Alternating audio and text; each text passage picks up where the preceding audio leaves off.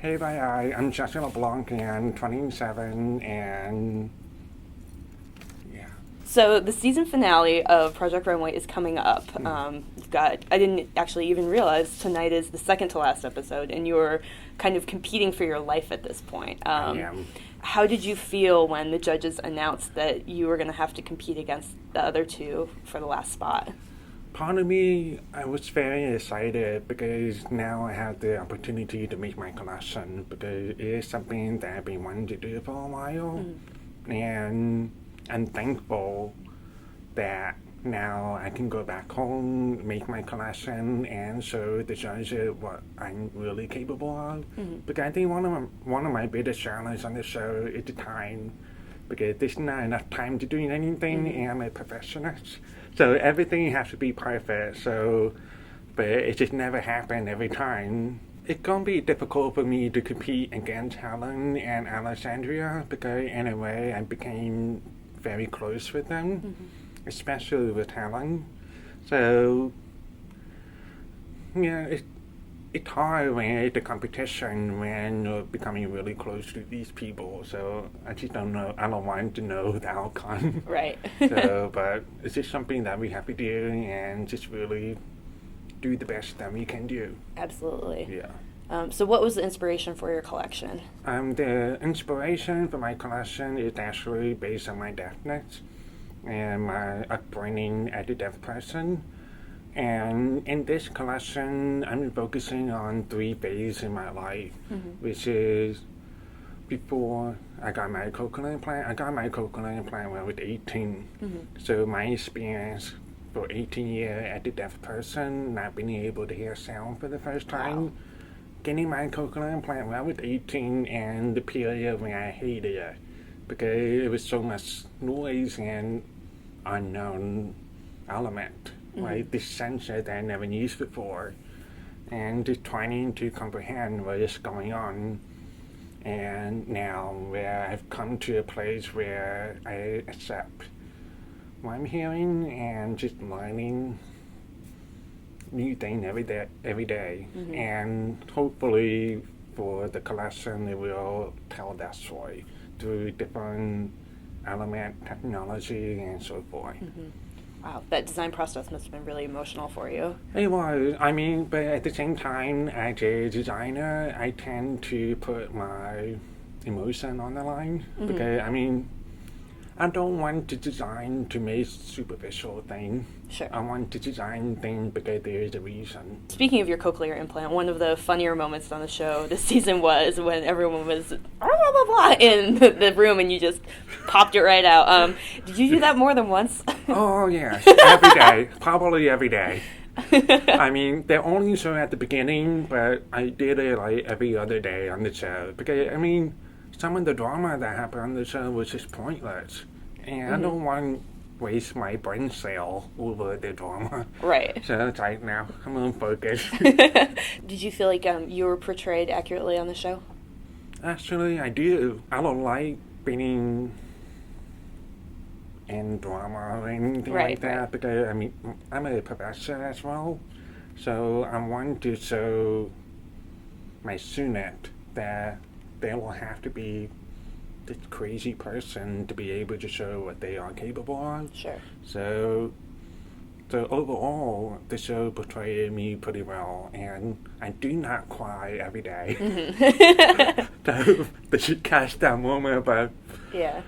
yeah. So there was the episode when Tim Gunn used his one save on you to keep you on the show. What was that experience like for you? It was definitely a very emotional time because I was shocked that it happened because I knew at that time I was not taking risks, and I decided to take a risk with my garment. I mean, unfortunately, it did not pay off. So, but at the same time, when you invest yourself in doing something that you're not comfortable doing, but at the same time, I'm proud of it that I tried, even though it got me eliminated. Yeah. But I'm thankful that Tim Gunn saved me because out of everyone, I respect him the most out of the judges and everybody because he is a really good mentor. And just the fact that he sees something in me is definitely a win in my book. Growing up, you didn't get your implant until you were 18, is that right? My experience before getting cochlear implant, I primarily rely on sign language. I mean, that was my mode of communication, and my parent has been so supportive of me growing up, and they just trying to make sure I have all the opportunity that I can get. And I mean, I have to thank them for raising the person that I am today, because they definitely made a difference. And also, as a gay man too, which community do you feel like you kind of lean more toward when you are doing advocacy, or do you kind of try to bring all of yourself into your advocacy? I'm trying to bring it all together at the moment, because it is something that I am working on, because I can't pick and choose who I am. That's true. I mean, I am this person, like a deaf and gay man. And I mean, everybody has their own identity, and for me, that's my identity. But at the same time, we are able to really show people that we don't have to pick. Do you find that you've had more opportunities for outreach since being on the show? I think so. I mean, I guess I'm still processing everything at this point, because I've been receiving so much support lately. And just the fact that I am able to be myself on the show. And just doing that really inspire other people. And just a fan came up to me the other day, and he was a 13-year-old guy.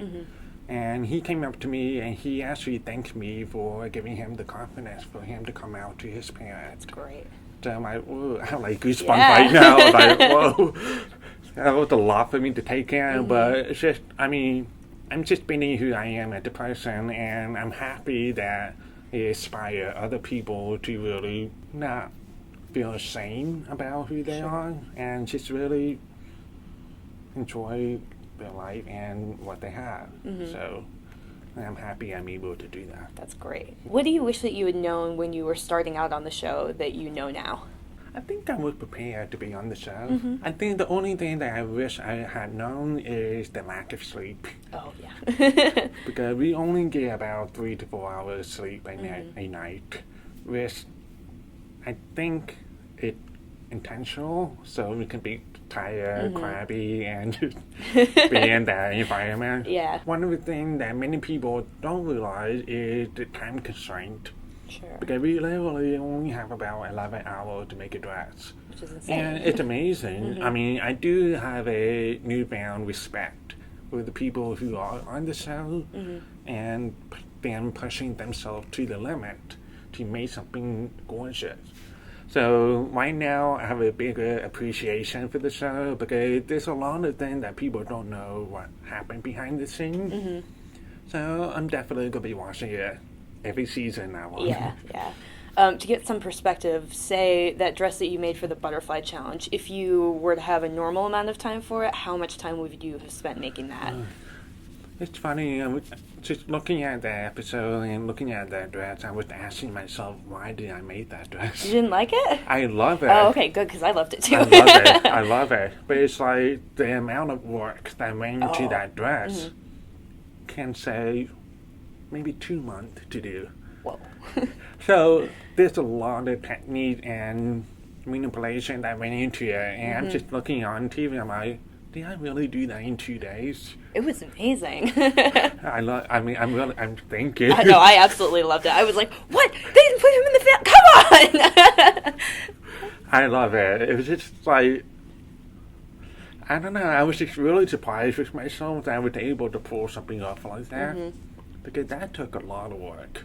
And I think it was like out of the body moment for me. Sure. It's just like I had three of me working on the same dress. It was so weird, but I'm happy with that. But there was a lot of work in that. I bet, yeah. No, well, then too, it's kind of like, this is it. This is your one final push. Yeah, definitely. So it's amazing. So now that the show is almost over, what do you want to do next? Like, what's your next big step? At the moment, I'm going to be teaching at North Carolina State University, and it's something that I've always wanted to do, so I'm thankful for the opportunity. And I'm actually working on a one-way show for my student, which is actually the first one-way show that I did like 8 years ago. So it's coming in a full circle, and it's called Art to Wear, and I'm the faculty advisor for it, so I'm really excited about it. And other than that, I'm looking into starting my own line and just really start developing my business, because it is something that I definitely want to do, and there's no better time than now. Sure, so yeah. it's something I need to dive into and just really keep doing what I love to do. That's great. Yeah. Just got a lot to look forward to, it sounds like. Yeah. Well, thank you so much, Justin. Okay, thank you.